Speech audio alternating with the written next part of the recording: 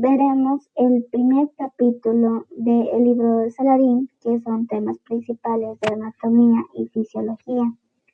La anatomía es el estudio de las estructuras, en cambio la fisiología es el estudio de las funciones del cuerpo. Ambas son complementarias, que se complementan una a la otra y casi nunca se separan por completo porque habrá una relación entre forma y función. Para el estudio de la anatomía, que es el estudio de la forma, para tener una comprensión simple y superficial, se lo hace mediante una revisión visual. La revisión visual es la observación del aspecto del paciente del cuerpo. Esto se apoya con una exploración física o un diagnóstico clínico. La exploración física utiliza 3 métodos. Uno, que es la palpación, que es tocar o palpar las estructuras con las manos para percibir ganglios linfáticos o el pulso. Luego está la auscultación, que es escuchar los sonidos naturales del cuerpo, como cardíacos y pulmonares. Viene luego la percusión, que en cambio provoca sonidos con pequeños golpes al cuerpo, buscando signos de anormalidades, como bolsas de líquido y aire. Veremos que para tener una comprensión más profunda se lo hace a través de la disección, que es corte y separación cuidadosa de los tejidos. Anatomía y disección significa apartar mediante corte. Ya en el siglo XIX, disección significaba anatomización. La capacitación de estudiantes de medicina o del área de salud en general es disecar un cadáver para hacer estudiar con anatomía comparada. La anatomía comparada era comparar un cadáver de otro para ver las similitudes y diferencias estructurales. Esto provocó que comenzaran a analizar las tendencias evolutivas, que era comparar un cadáver de nuestros ancestros con cadáveres actuales para ver los cambios que se produjeron a lo largo del tiempo. Veremos que antes, para diagnosticar algún trastorno, se lo hacía a través de la cirugía exploratoria, lo cual era un riesgo porque podía provocar la ruptura de cavidades. Con el paso del tiempo, se lo fue cambiando por técnicas de imagen médica, lo cual se transformó en una rama de anatomía, que es conocida como radiología, también dicha como anatomía macroscópica. Veremos que muchas de las funciones que el cuerpo tiene es gracias a las células. De esto se creó otra rama, que es la histología, que es observar las muestras de tejido bajo el microscopio. La histología también se le llamó anatomía microscópica. De esta surgió la histopatología, que si bien era explorar tejidos bajo el microscopio, pero buscando enfermedades. De ahí vino la citología, que era el estudio de la estructura y función de células individuales. Un nivel más complejo y pequeño, que era la ultraestructura, que era estudiar el nivel molecular a través de un microscopio electrónico. Veremos que para estudiar la fisiología, que es el estudio de la función, se lo hace a través de un método, que es la ciencia experimental. A través de la fisiología surgieron otras ramas, como la neurofisiología, que era el estudio de la fisiología del sistema nervioso. La endocrinología, que era el estudio de la fisiología hormonal. Y la fisiopatología, que era el estudio de los mecanismos de la enfermedad. Pero esta tenía sus limitaciones, porque la experimentación en humanos por ética era bien limitada. Entonces, a través de la fisiología comparada, que era estudiar la fisiología de diferentes especies que se parecieran a los humanos y poder experimentar en ellos. Esto provocó nuevos conocimientos que ayudaron al desarrollo de medicamentos y procedimientos médicos. El conocimiento, si bien no está limitado, se desarrolla con el paso del tiempo. Habrá personas que estén a favor del nuevo conocimiento o teoría creada, pero habrá personas que estarán en contra y querrán refutar esta. Vemos que el legado que nos dejaron médicos de Mesopotamia y Egipto hace 3000 años fue que ellos trataban con sales, fisioterapia, fármacos vegetales, e incluso ellos decían que se podía sanar mediante la fe. Ya en Grecia, un médico griego, que era Hipócrates, que se conoció como el padre de la medicina, él y sus seguidores hicieron un código de ética a los médicos, que era el juramento hipocrático. Este juramento se sigue haciendo a los estudiantes de medicina que se gradúan. Solamente que este ha sufrido actualizaciones, o sea, para que se vuelva más moderno. Pero Hipócrates defendía la idea que dejáramos de relacionar la enfermedad con espiritualidad o religión y que en vez buscáramos razones naturales y racionales y pudiéramos tratar la enfermedad. Aristóteles, que fue un filósofo, describió la anatomía y fisiología.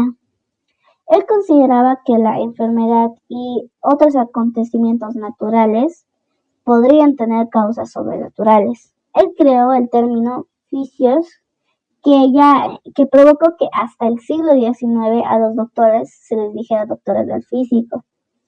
En uno de sus libros, que fue sobre las partes de los animales, él tuvo un punto clave que fue que las estructuras complejas están construidas de varios componentes más pequeños.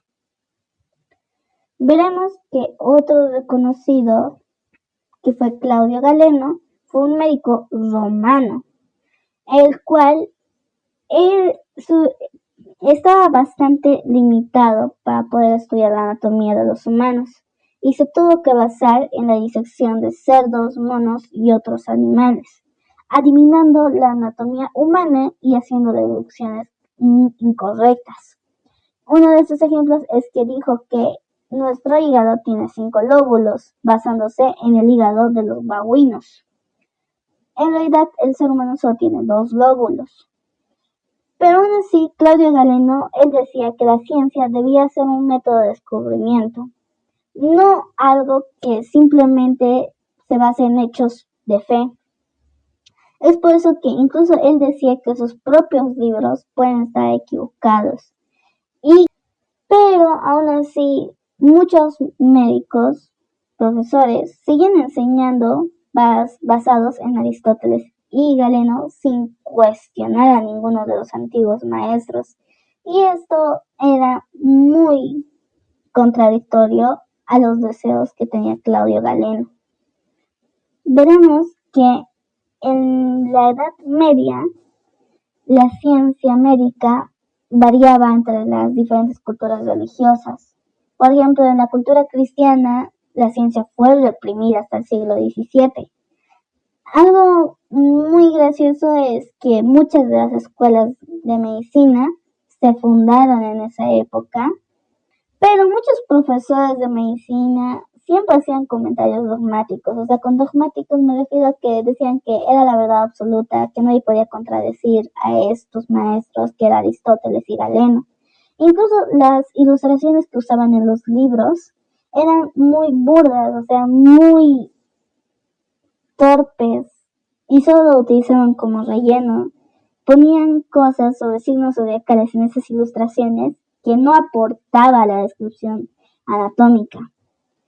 Es por eso que decían que era una pseudociencia, una falsa ciencia, y decían que esta palabra derivaba de la influencia. Otro médico fue Maimónides, el cual tuvo que dejar España para ir a Egipto por la persecución antisemita que iba en contra de su religión. Él, llegando a Egipto, sirvió al sultán Saladín. Se convirtió en un rabino muy respetado que escribió libros sobre el derecho y la teología, pero 10 de esos libros trataban sobre enfermedades específicas. Veremos que hay otro también conocido que era un médico que se llamaba el Galeno de Islam, también conocido como Avicena.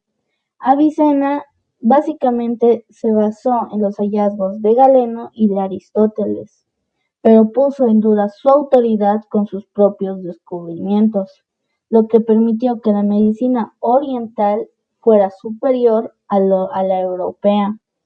Incluso su libro, que fue el Canon de la Medicina, fue enseñado durante varios años en las escuelas médicas de Europa. Veremos que en el siglo XVI, que era la época donde era la medicina moderna occidental, surgieron varias mentes innovadoras, como Andrés Vesalius, que era un anatomista, y William Harvey, que era un fisiólogo que ambos enseñaban anatomía en Italia. En esos tiempos, la Iglesia Católica relajó sus prohibiciones de no poder diseccionar cadáveres, y esto provocó que se pudiera diseccionar estos cadáveres y se los pudiera enseñar en diferentes escuelas de toda Europa de medicina. Para algunos esto no era bueno y lo consideraban poco digno, pero también esto tenía sus complicaciones, porque no había adecuada refrigeración para los cadáveres, entonces su olor era insoportable, que las clases se tenían que realizar al aire libre, además de que todos los estudiantes de medicina tenían que contener el impulso de vomitar para no ser reñidos por sus profesores.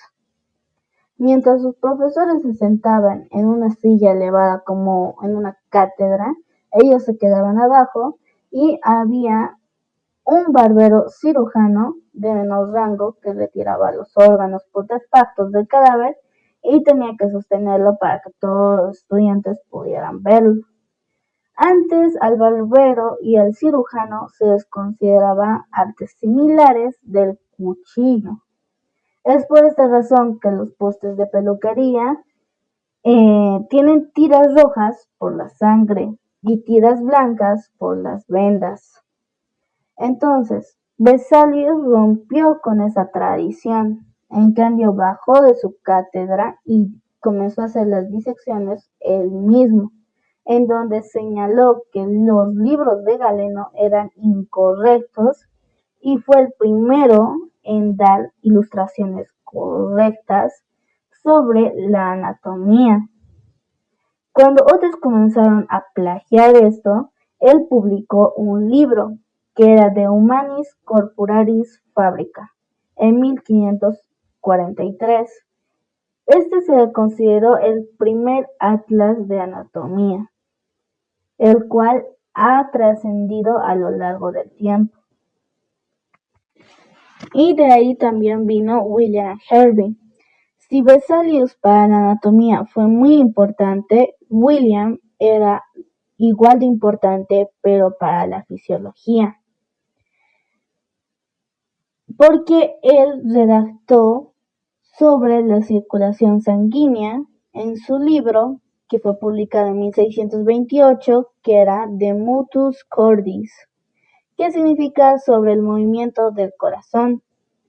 Él y Michel Serpentus fueron los primeros científicos en darse cuenta de que la sangre circula continuamente y tiene un ciclo. Esto contradecía totalmente a Galeno.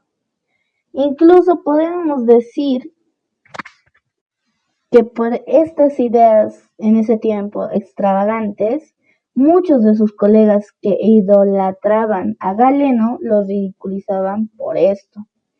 Pero, a pesar de esto, él aún así logró ser médico de los reyes de Inglaterra. Incluso tuvo un trabajo significativo en la embriología y destacó y representó el nacimiento de la fisiología experimental.